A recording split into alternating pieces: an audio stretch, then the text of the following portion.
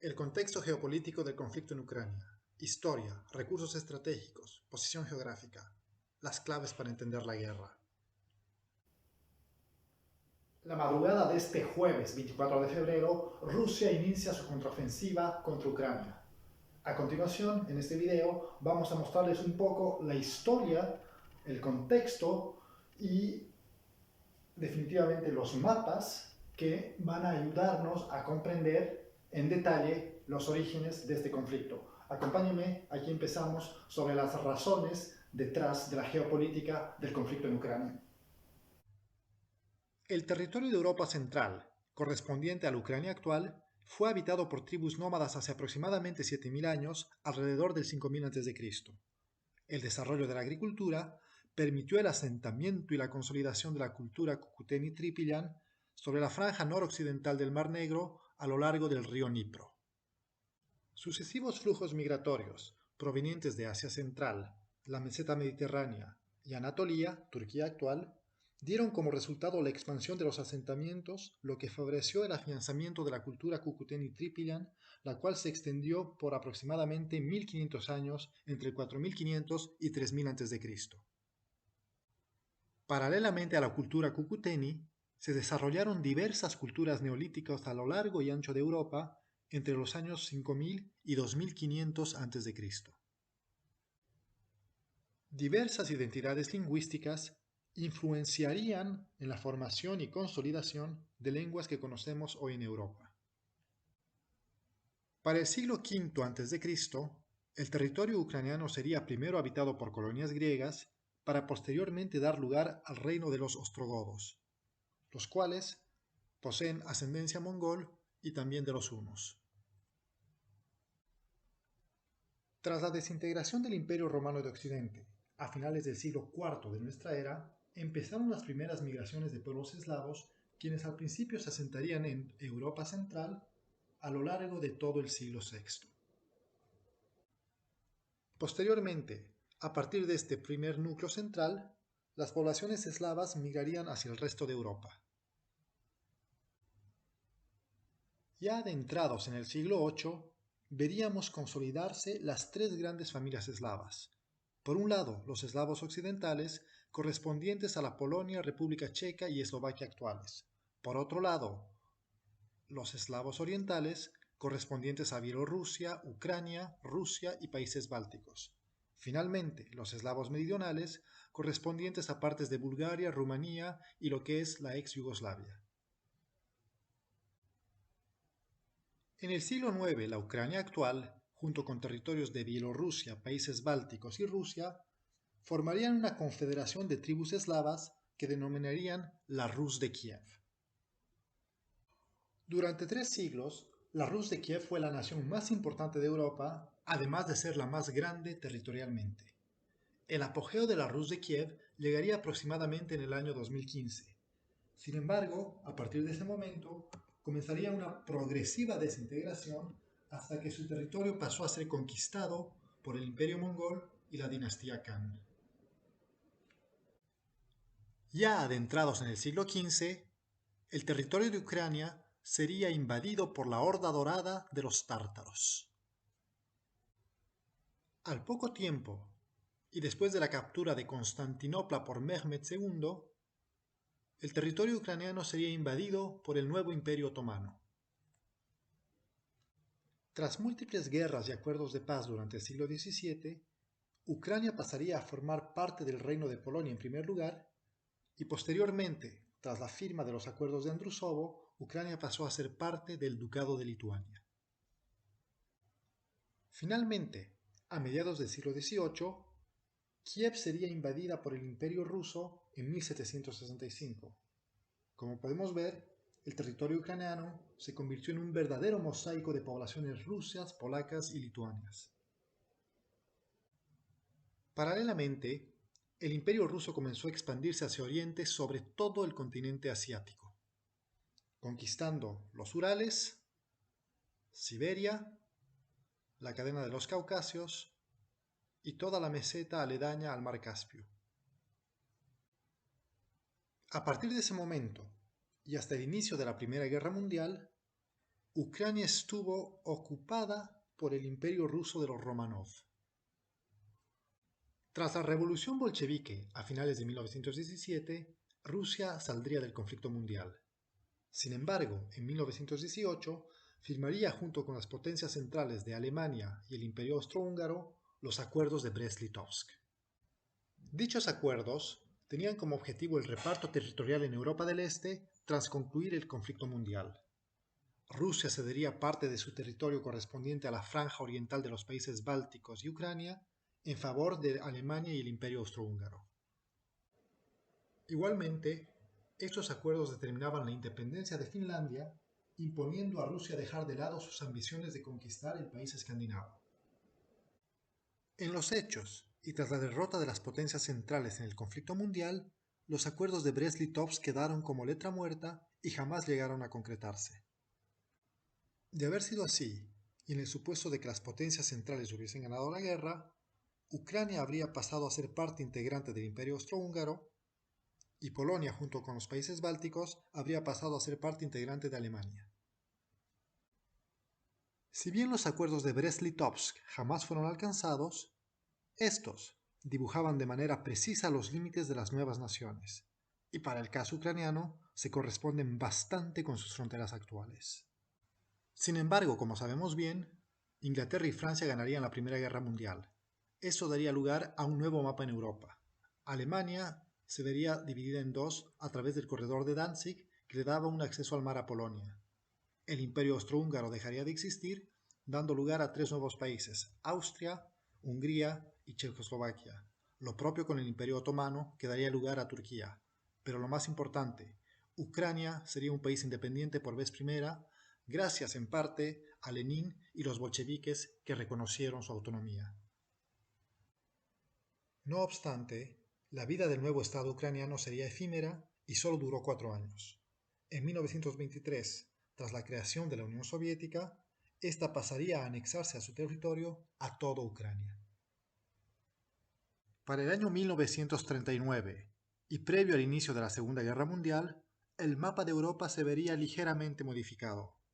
Principalmente Alemania, el Tercer Reich de Hitler, anexaría a Austria y posteriormente invadiría parte de Checoslovaquia. El siguiente plan del Tercer Reich sería invadir Polonia para lograr hacerse del corredor de Danzig. Para finales del verano de 1939 y previo al inicio de las hostilidades, la Alemania de Hitler y la Unión Soviética de Stalin firmarían un pacto de no agresión secreto, el denominado Pacto Ribbentrop-Molotov, que dejaría bastante sorprendido al mundo entero.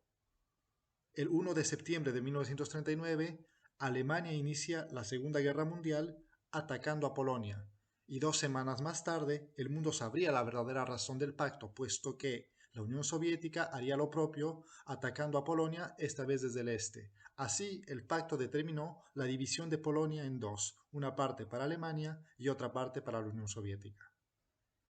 Para junio de 1941, el Tercer Reich de Hitler rompería unilateralmente el pacto de no agresión, iniciando la invasión de la Unión Soviética en lo que se denominaría Operación Barbarossa. Dicha operación tenía como objetivo conquistar la Unión Soviética en su totalidad. Para ello, deberían conquistar sus tres principales ciudades. Una primera unidad hacia el norte se dirigiría hacia Leningrado, capital económica y actual San Petersburgo. Una segunda unidad se dirigiría por el centro hacia Moscú, capital de la Unión Soviética. Finalmente, un tercer regimiento se dirigiría por el sur hacia la ciudad de Stalingrado. La división norte fue la que tuvo menos problemas. En su camino hacia Leningrado, apenas encontraron resistencia y para finales del otoño de 1941 la Wehrmacht había alcanzado la perla del mar Báltico. Sin embargo, la resistencia hizo que el ejército alemán decidiera sitiar la ciudad en lugar de invadirla, en lo que se conoce como el sitio de Leningrado. La división centro encontró un poco más de resistencia. Sin embargo, después de conquistar la ciudad de Minsk, esta división se dividiría en dos. Una parte proseguiría hacia Moscú invadiendo la ciudad de Smolensk y otra parte se dividiría hacia el sur, hacia la ciudad de Kharkov, para asegurar el suministro y control de petróleo a orillas del Mar Negro. Finalmente, la división sur fue la que tuvo mayores problemas. Sin embargo, al principio, su paso por Ucrania fue fulminante. Esto se debió a que los ucranianos recibieron al ejército de la Wehrmacht como si fuese un ejército de liberación. Lamentablemente estaban muy equivocados, y los alemanes doblegaron y destruyeron Kiev y sometieron a sus habitantes a un verdadero infierno, dando inicio así a los primeros campos de concentración y de exterminación. Para finales de 1942 y principios de 1943, y tras el desastre del ejército alemán en Stalingrado, iniciaría la Operación Bagration, operación en la cual el ejército soviético recuperaría los territorios conquistados por los alemanes. Primeramente, liberaría a Lituania, Letonia y Estonia al norte, Bielorrusia al centro y finalmente Ucrania al sur. Para el año 1949, y una vez concluida la Segunda Guerra Mundial, Europa tendría un nuevo mapa. El gran ganador sería la Unión Soviética, quien anexaría a su territorio Moldavia, Ucrania, Bielorrusia, Lituania, Kaliningrado, Letonia, Estonia y la República de Karelia. El gran perdedor fue Alemania, quien vería considerablemente reducido su territorio. Perderían no solo el corredor de Danzig, pero gran parte del este, ya que la frontera de Polonia fue ampliada aproximadamente 200 kilómetros hacia el oeste. Por último, vemos una Europa dividida en dos, este y oeste, a través de lo que denominaríamos la cortina de hierro. Como vimos hasta acá, la historia territorial de Ucrania es muy rica y diversa. Desde sus inicios, con la cultura cucutani y posteriormente las primeras poblaciones eslavas, el territorio ucraniano fue consecutivamente invadido por varios imperios. En primer lugar el mongol, luego los tártaros, otomanos, Lituania, Polonia y finalmente el imperio ruso hasta llegar a la actualidad.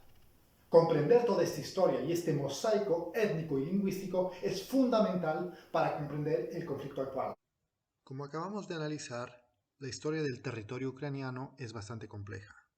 Ucrania fue invadida durante toda su historia por diferentes imperios: los mongoles, los tártaros, otomanos, el imperio lituano, el imperio polaco, por los rusos, hasta llegar más o menos a la configuración actual, pasando también por dos guerras mundiales. Este es un pequeño mapa de síntesis de lo que es el territorio ucraniano y su evolución en el siglo XX. Ucrania nace como Estado independiente en 1918 tras concluirse la Primera Guerra Mundial.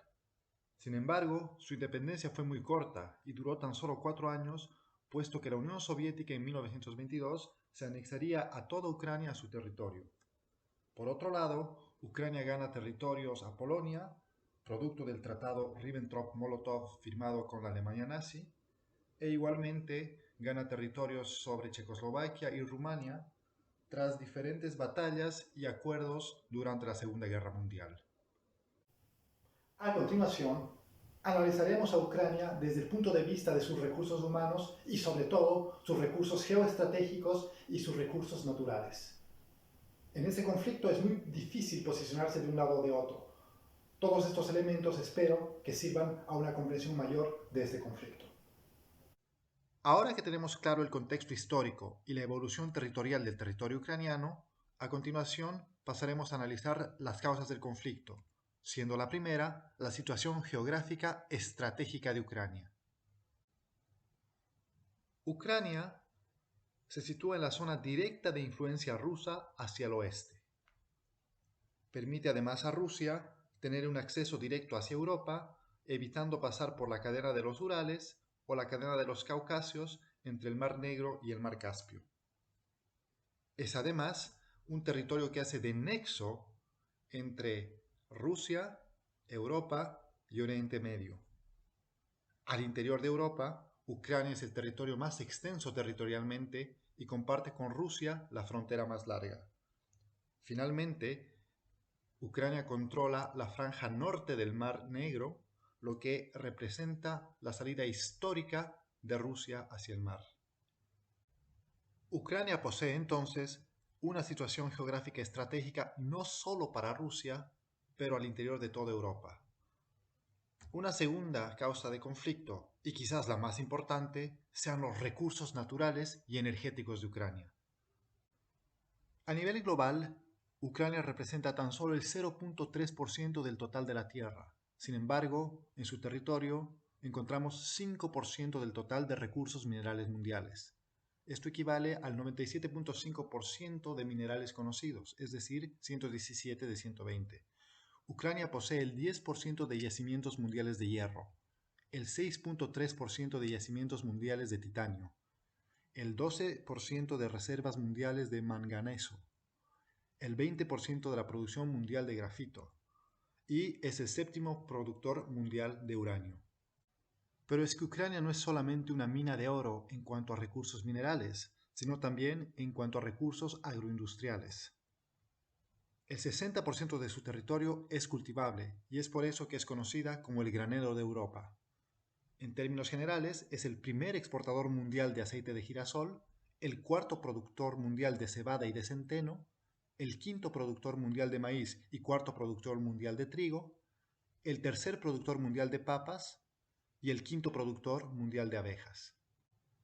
A nivel territorial, la distribución de minerales se da aproximadamente por igual en casi todo el territorio. Sin embargo, en cuanto a sus recursos agroindustriales, esos están más concentrados hacia el este, es decir, hacia la frontera con Rusia, y principalmente en las regiones de Donetsk y Luhansk. Por otro lado, en toda la región de Crimea, hacia Simferopol y la capital Sebastopol, encontramos importantísimos recursos energéticos que pasamos a estudiar a continuación. Ucrania posee una importante red de gasoductos que la sitúan como cuarta a nivel mundial en cuanto a capacidad de transporte. Ucrania es además decimotercer productor mundial de gas natural y tiene importantes yacimientos petrolíferos al sur, en Crimea, sobre todo en la región de Sebastopol y en el Mar Negro. Si bien Ucrania no produce la mayor cantidad de gas que consume Europa, por su territorio pasa la mayor parte de este, sobre todo proveniente de Rusia. Los países europeos pagan importantes regalías a Ucrania por transportar el gas hacia sus territorios, principalmente Alemania. Por ello, y hace algunos años, iniciaron la construcción del gasoducto conocido como Nord Stream 2, gasoducto que parte en Rusia al norte en el mar Báltico y sin atravesar ningún solo territorio llega directamente a Alemania. Este gasoducto ya fue concluido, sin embargo, Alemania decidió cerrar esta llave del grifo dado el conflicto actual. Una tercera causa del conflicto, después de la situación geográfica y los recursos naturales y energéticos, es el complejo mosaico cultural y lingüístico en Ucrania. Como vimos en la primera parte, las migraciones de pueblos eslavos y las constantes guerras y conquistas acontecidas en territorio ucraniano dieron como resultado un complejo mosaico cultural y lingüístico. Al interior de Ucrania, la lengua principal es obviamente el ucraniano. Sin embargo, encontramos minorías de origen rusoparlante tanto al este como al norte del territorio y minorías polacas y eslovacas hacia el oeste y algunas minorías búlgaras al sur. Al interior de todo el territorio ucraniano encontramos minorías que se identifican como rusas, incluidas en Kiev y también hacia el oeste, en ciudades como Lviv. Como vemos claramente, Ucrania es un territorio dividido en dos. Al oeste, una identidad más europea y ucraniana, y hacia el este, una identidad más rusa. Esta clara división de Ucrania este-oeste se ve reflejada a nivel cultural y político. En las diversas elecciones y referéndums celebrados en Ucrania desde 1991 a la fecha, vemos claramente esta dicotomía entre un oeste más ucraniano y europeo y un este más ruso. Las elecciones de 2010 fueron ganadas por un estrecho margen por el candidato Viktor Yanukovych de tendencia rusa. Este arrasaría en las regiones de Luhansk, Donetsk, Crimea y Odessa. Por su parte, la candidata de tendencia europea Yulia Tymoshenko arrasaría en toda la franja oeste del país alrededor de la ciudad de Lviv. En la última elección, celebrada el año 2019, no participarían las regiones de Luhansk, Donetsk ni Crimea, lo que ayudó a los partidos antirrusos a ganar más fácilmente. Sin embargo, el ganador, Volodymyr Zelensky, actual presidente, es actor de profesión y comediante, y no tenía ningún pasado político. Este resultado refleja sin dudas el nivel de fatiga de la población hacia los políticos tradicionales, sean estos prorrusos o antirrusos.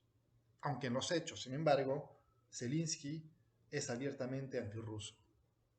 Finalmente, una cuarta y última causa del conflicto, no menor, es la amenaza constante de la OTAN en instalar instalaciones militares cerca de territorio ruso.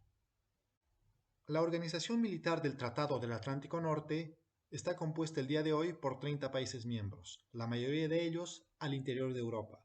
Sin embargo, el año pasado, dado el descalabro militar acontecido en Afganistán con los talibanes, la OTAN y Estados Unidos se vieron obligados a retirar sus bases en este país.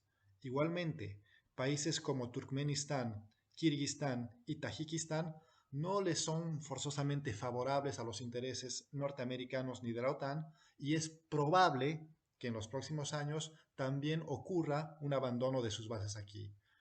Por ello, para la OTAN y para Estados Unidos es muy importante tener bases en Ucrania. Al interior de Europa, la mayoría de países miembros poseen bases militares y son miembros de la OTAN. Por ello, si Ucrania llega a formar parte de esta organización militar, no es del todo descabellado que los rusos sientan una amenaza real. Además, ya existen misiles nucleares tanto en Turquía, Italia, Francia, Bélgica y Países Bajos apuntando hacia Rusia. Ahora que conocemos bien el contexto histórico, geopolítico, energético y las principales causas del conflicto, pasamos a hacer un breve resumen de la guerra actual, empezando por la revolución del Maidán.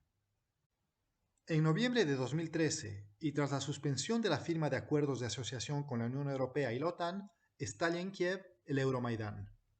En ese entonces, 35% de la población era favorable a la firma de un acuerdo de adhesión con Europa, y un 38% estaba en contra y prefería acuerdos bilaterales con Rusia. Sin embargo, y pese a ser ligeramente inferiores, el movimiento Euromaidán contó con el respaldo masivo de toda Europa Occidental e incluso de los Estados Unidos, que nada tenían que ver en el asunto. El foco mediático se encargó de inflar estos movimientos protestatarios que rápidamente se extenderían hacia todo el territorio ucraniano. Tras las protestas iniciadas por el Euromaidán, el 22 de febrero de 2014, el presidente Viktor Yanukovych sería destituido por un golpe de Estado liderado por la Rada Suprema, el Parlamento ucraniano, y los militares, que jurarían lealtad al nuevo Consejo Supremo que asaltó el poder. La participación activa de grupos paramilitares ultranacionalistas fue fundamental para lograr concretar el golpe de Estado contra Yanukovych. En sus filas se encontraban igualmente mercenarios extranjeros que operaban de manera conjunta con los militares ucranianos para así poder asaltar el poder. Hay que mencionar que la mayoría de grupos paramilitares y de mercenarios son de tendencia neonazi. Estos grupos comenzarán con una verdadera cacería de brujas contra población minoritaria rusa, iniciando así una cruenta guerra con tintes claramente xenófobos, con aumento de la rusofobia y que exigían igualmente el poder formar parte integrante de la OTAN. Tras la revolución del Maidán y el golpe de Estado contra Viktor Yanukovych, Rusia en represalia se anexionaría a Crimea al sur del territorio ucraniano. Tal como analizamos y estudiamos anteriormente, el territorio de Crimea es particularmente estratégico tanto para ucranianos como para rusos. No solamente es una salida hacia el Mar Negro, sino que en él encontramos importantes complejos agroindustriales, así como también hidrocarburíferos alrededor de Sebastopol. Igualmente es importante mencionar que la mayoría de población aquí se identifica claramente como rusa. Así pues, se llevó a cabo adelante un referéndum en el cual se le preguntaba a la población si quería anexionarse a Rusia. El sí ganó rotundamente con cerca del 90%. Tras la victoria del sí y la anexión de Crimea a Rusia, iniciaría una larga y fratricida guerra denominada como la Guerra del Donbass. Para mediados de 2014, la situación en el territorio ucraniano era bastante compleja. El sur, Crimea, había sido anexionado a Rusia, y las regiones de Luhansk y Donetsk estaban en constante lucha entre separatistas prorrusos y el ejército ucraniano. Para finales de 2014, las regiones de Luhansk y Donetsk se habían convertido en verdaderos infiernos. Los militares ucranianos, muchos de ellos de bandera neonazi y nacionalista, empezaron a masacrar a las minorías rusas, produciéndose hasta la fecha más de 14.000 víctimas. Uno de los hechos más cruentos y que muestran el claro componente xenófobo y neonazi del ejército ucraniano fue la quema de la sede del Partido Comunista mientras sus afiliados se encontraban reunidos en su interior. Una de las víctimas, Vadim Papura, de tan solo 17 años, ejemplifica el horror de esta guerra que tiene un clarísimo componente de rusofobia y de exterminio de población rusoparlante. Este mapa de síntesis nos muestra la evolución del conflicto en la guerra de Donbass desde su inicio en 2014 hasta la fecha. Al principio, la situación inicial, vemos claramente mayoritaria población de asentamiento ruso. Sin embargo, en azul, vemos cómo de a poco el ejército ucraniano va doblegando esta población. Finalmente, el último episodio de este conflicto, por lo menos hasta ahora, inicia la madrugada del pasado 24 de febrero de 2022, cuando Vladimir Putin decide invadir Ucrania. Los 2 primeros días de conflicto fue una guerra total de Rusia contra Ucrania desde todos sus frentes, incluida Bielorrusia y el Mar Negro. En muy poco tiempo, las tropas de Vladimir Putin lograron hacerse no solo del control de Luhansk y Donetsk, pero también de las áreas aledañas y también iniciaron expediciones hacia Kharkiv. Sin embargo, el ejército de Putin se encontró con una resistencia, sobre todo civil, quizás mayor de la que él se esperaba. Por lo tanto, iniciaron también bombardeos aéreos sobre las principales ciudades, siendo Gerson, Odessa, Dnipro, Kiev y Lutsk las principales. Tras una semana de conflicto, Rusia aceleró su ataque por todos los frentes. Así logró hacerse de las principales ciudades tanto al sur como al este del país. Sin embargo, todavía quedan a kilómetros de distancia de Kiev, por lo que intensificaron sus bombardeos sobre esta. Finalmente, para el 8 de marzo, y que es la fecha de edición y en la que termino de realizar este video, esta es la situación en el terreno. Las tropas rusas ya lograron hacerse del control de prácticamente toda la franja del Mar Negro, excepto la ciudad de Odessa. Los bombardeos en Gerson se intensificaron. Ya las tropas quedan a solo kilómetros de la ciudad de Kiev, pero los bombardeos prosiguen acá. Y como vemos, las tropas rusas ya se hicieron de toda la franja noreste. ¿Qué pasará luego? Todavía no lo sabemos. ¿Y cuánto tiempo durará soportar la población civil ucraniana los asaltos rusos? Tampoco lo sabemos. Esta guerra, sin dudas, le está costando un poco más a Putin de lo que se esperaba. Sin embargo, si así se lo propone, él podría terminar con Kiev y las principales ciudades en cuestión de horas. Sin embargo, el objetivo de Putin no es destruir las ciudades, sino hacerse del control de ellas para poder tener un control sobre el país. Finalmente, estas son las principales conclusiones que podemos hacer de este conflicto. La historia de Ucrania está plagada de migraciones, guerras e invasiones que dan como resultado su configuración actual. Configuración territorial ultra compleja y de la que obtenemos un tramado en forma de mosaico cultural y político bastante complicado, lo que no ayuda para buscar consensos. Ucrania se trata de un territorio sumamente estratégico tanto para rusos como para europeos y el propio Estados Unidos. No solo es su posición geográfica y geoestratégica, pero sobre todo su riqueza en recursos naturales, minerales y agroalimentarios. Este conflicto tiene como trasfondo la fuerte dependencia energética europea de Rusia, sobre todo en cuanto a gas se refiere. Después de décadas y tras la Guerra Fría, la amenaza nuclear vuelve a preocupar a las principales potencias y en general a la humanidad en su conjunto. Como ven, la historia de Ucrania es rica y diversa y comprender el contexto es fundamental para entender el conflicto actual. Espero que este video les haya gustado y les haya sido útil. Nos vemos la próxima. Adiós.